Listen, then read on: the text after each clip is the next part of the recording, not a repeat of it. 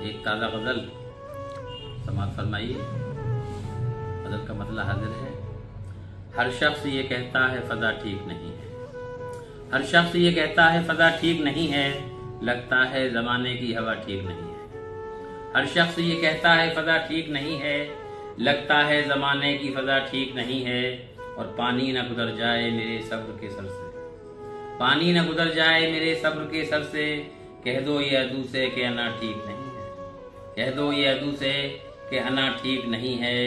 और क्या इसमें बुजुर्गों की रिवायत पे अमल, क्या इसमें बुजुर्गों की रवायत पे अमल हो। माहौल ही जिस घर का खुदा ठीक नहीं है, माहौल ही जिस घर का खुदा ठीक नहीं है।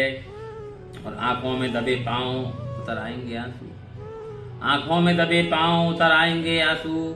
बेसाख्ता हंसने की अदा ठीक नहीं, बेसाख्ता हंसने की अदा ठीक नहीं है। और मायूस हो किस बात पे तुम ज़ात से अपनी, मायूस हो किस बात पे तुम ज़ात से अपनी।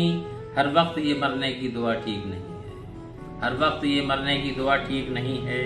और गज़ल का मक्ता हाजिर खिदमत है। देखें कि सांसों के बदन बोझ बने जाते हैं महज़र, सांसों के बदन बोझ बने जाते हैं महज़र, लगता है मेरे दिल की फ़ज़ा ठीक नहीं है। सांसों के बदन बोझ बने जाते हैं महज़र, लगता है मेरे दिल की फ़ज़ा ठीक नहीं है।